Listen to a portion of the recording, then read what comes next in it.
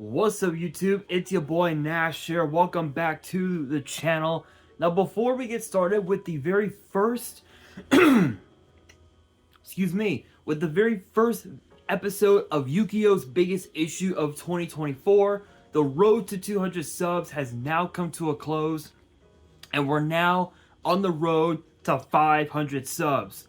Who knows, maybe we might hit 500 subs by the end of the summer.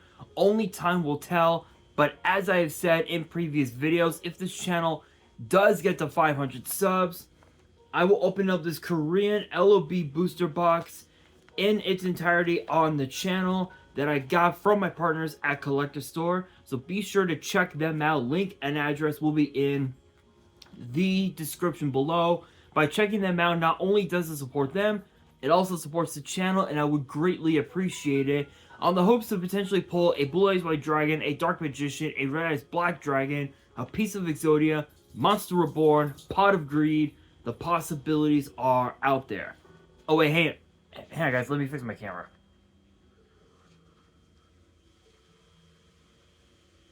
Sorry guys, I had to adjust the camera because it was awkward. Anyway, there we go. Anyway,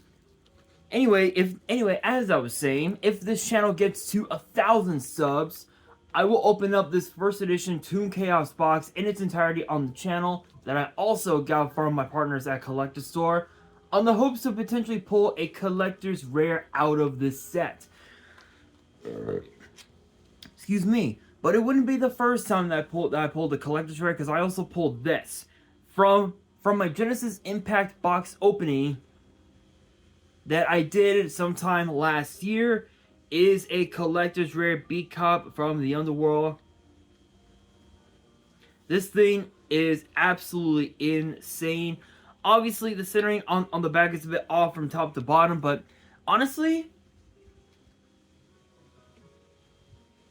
it doesn't really make much of a damn, because I am going to be getting that card graded, but never came up with a good opportunity to do so. But with that being said, if you guys want to see these boxes get opened, maybe you guys want more episodes of WWE's biggest issue, maybe you guys want more episodes of Yu-Gi-Oh's biggest issue, deck profiles, card discussions, WWE topic videos, or maybe, just maybe, you guys want some premium live event predictions and results.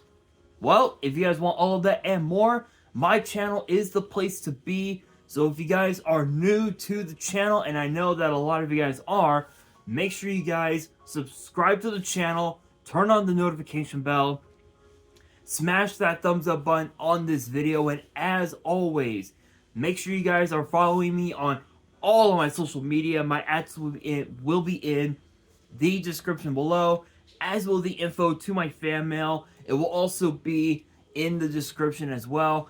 And I want you guys to post in the comments below answering the question of the day, which I guess in a way it kind of ties with this week's episode. But the question of the day is this: which new upcoming Yu-Gi-Oh set are you guys looking forward to the most? Let me know down in the comments below. And for this week's episode, I'm going to be talking about how Yu-Gi-Oh in 2024 can top how great Yu-Gi-Oh was last year in 2023. Now, not sure how I'm going to title the video, but I think that's how I'm going to title it. But you guys will see once I get the video posted. But let's be real, 2023 for Yu-Gi-Oh, just like in WWE, was insane. I mean, think of, especially in WWE, think of what happened in 2023. Cody Rhodes wins the Royal Rumble match. Rhea Ripley wins the women's Royal Rumble match. Cody Rhodes becoming the first Rhodes in his family to main event WrestleMania. We got to see tribal combat between Roman Reigns and main event Jey Uso. And to top it all off, CM Punk returns. After 10 years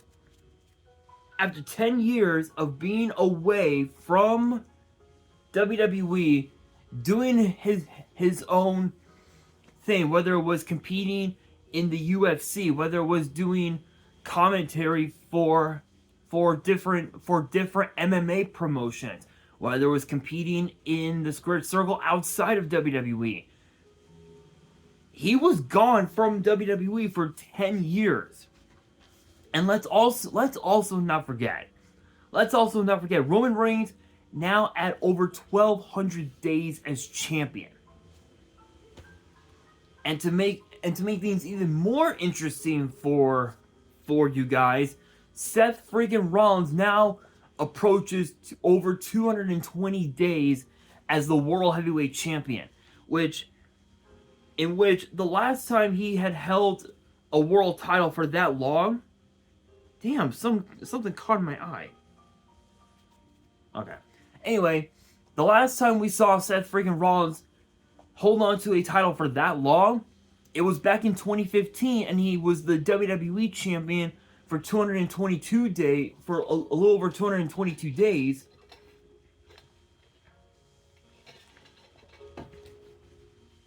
Before having to give up the title due to a major knee injury that he sustained at a live event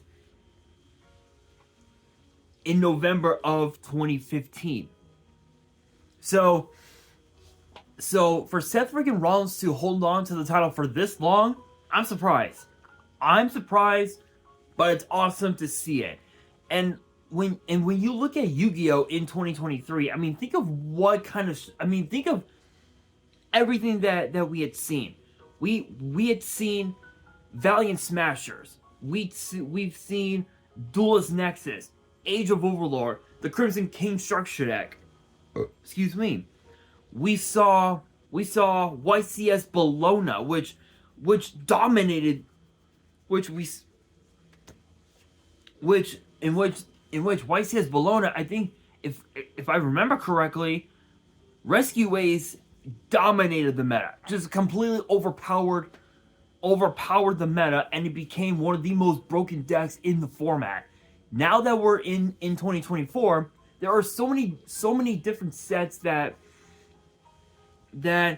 we're still waiting to see get released. Sets like Phantom Nightmare, in which I've already talked about all the cards that are in the set as of now, including the new Yu-Bell support, some of the other cards, some of the more gimmicky cards that I had brought, that I mentioned as well. I think, what was it, S-Force got new support, if I remember correctly. There were so many incredible cards in Phantom Nightmare, especially Yu-Bell getting support. I mean, come on, it don't get any better than that. Not only that, but we've got Maze of Millennia coming up. We've got as well Legacy of Destruction coming out as well, with some brand new cards for Yugi, new cards for Lightsworn, new dragon cards. I mean, come on, guys. I'm telling you guys right now, just off of those three sets alone, Phantom Nightmare, Maze of Millennia, and Legacy of Destruction, I can already tell you 2024 for Yu-Gi-Oh is off to a red hot start.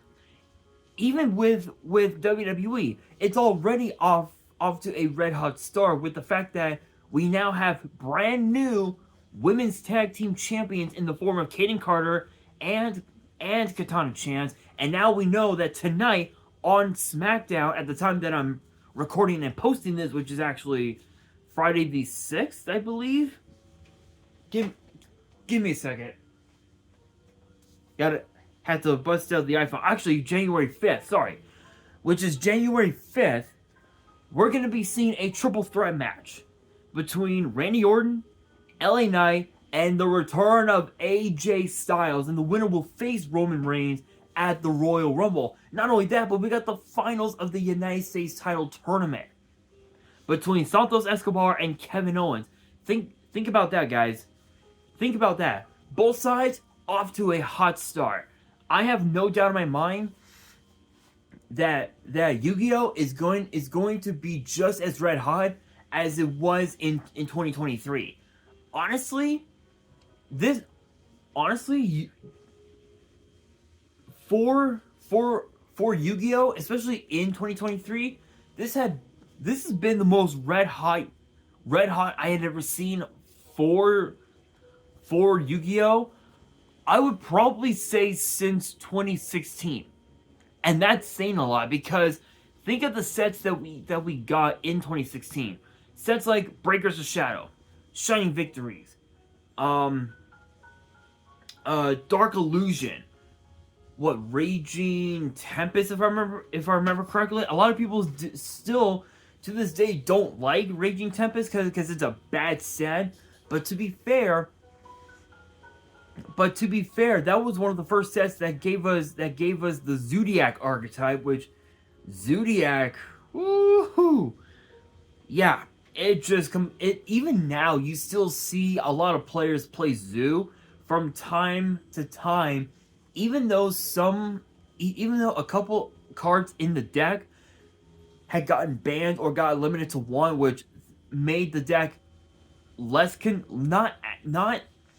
not super consistent, but a little less consistent, if you will, if that makes sense. Again, this has been the most red hot since that time. So now the question becomes, what other sets can we expect to see? Well, what I think we need to see is a booster set that finally features a reprint of Elemental Hero Air Neos. I know what you're thinking, but if you really think about it, Elemental Hero Air Neos has never been reprinted once. Even if it did get a reprint, it's a fake card. And one of the ways you can tell if a card is fake,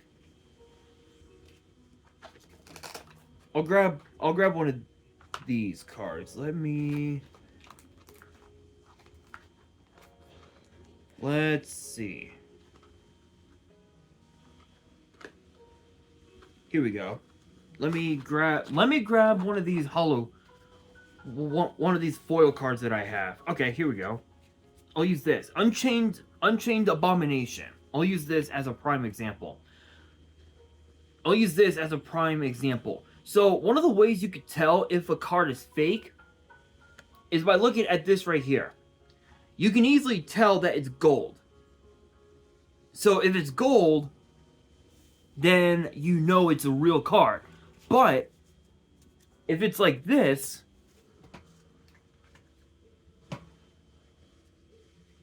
if it's something like this, and this part is silver, you know it's a fake card. And how I got this fake card, I've got no clue. I honestly don't remember how I got this, but I have it hanging in my mirror right here, just for no apparent reason at all. But yeah, that's how you can tell a card is real and how a card is fake. Here's the thing though. There have been so many sets that there are so many archetypes in the meta that desperately need a little bit extra support. Archetypes like Rescue Ace, purely. There's also Heroes.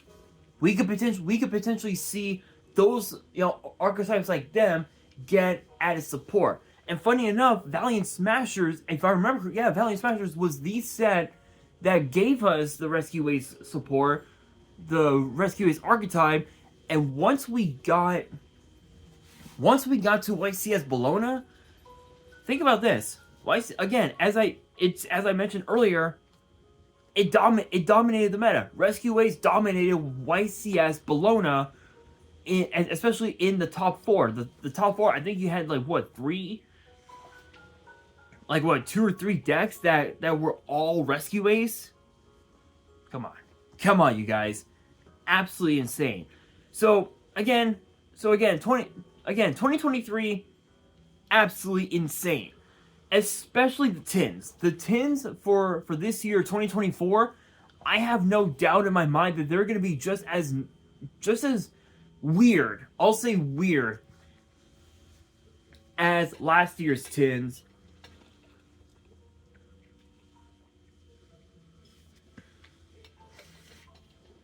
Because when you look at the tins, you also have to look at the quarter century secret rares, which I just so happen to have them in this deck box right here.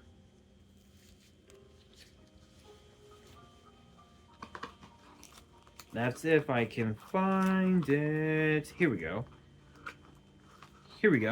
So I actually opened up 2 quarter century secret rares, and both of them were these. Enlightenment Paladin. So you look at this card, it is don't get me wrong. The quarter century secret rares are just beautiful. There is right there. There's the watermark right here. There's the watermark. So looking at this right here, it's absolutely beautiful. You can easily tell it's super clean, super crisp. But the problem that I have with the quarter century secret rares is the fact that the centering can be way off, especially this one in particular. The card, you can easily tell. I'll even put it in the back. You can easily tell. Look how off-centered that is.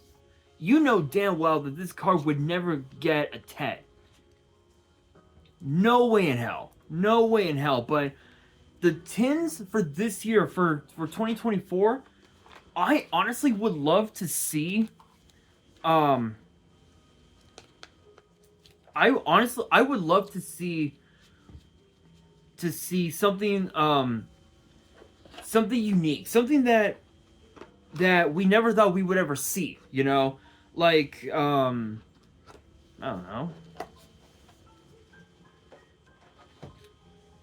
don't know, like maybe I don't know, maybe the quarter century secret rares being put in the mega packs themselves. That could be interesting. The point I'm making is this: 2023 again as I mentioned, absolutely crazy, absolutely wild, incredible sets.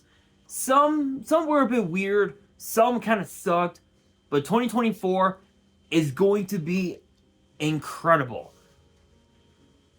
Because of the fact that we already got Maze of Millennia, Phantom Nightmare, and Legacy of Destruction, and with more and more YCSs to be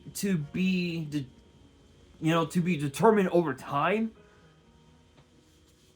There's no telling what can happen. There's no telling what we can see happen. The tins, still waiting to see what's gonna happen with that. Even also Battles of Legend Chapter 1 is gonna be coming out really soon. Can't wait for that. Can't wait for that set to come out. There's also rumors of a brand new legendary duelist coming out as well really soon. Not sure if those rumors are true, but I even also heard rumors that apparently in a future core set, which I think won't be until like November, I want to say. There's been a lot of rumors going around saying that we might be getting new support for archetypes that never got any new support in years. And there's been a few. There's been quite a few, and I'm very curious about that. But with that being said, guys, that will do it for this week's episode. Hopefully you guys enjoyed. If you did, Make sure you guys smash that thumbs up button. If you guys are new to the channel and you guys want more episodes of Yu-Gi-Oh's Biggest Issue in the future, make sure you guys subscribe to the channel, turn on the notification bell, and follow me on all of my social media. My ads will be in the description below, as will the info to my fan mail. It will also be in the description as well. And on that, this is your boy Nash, signing out.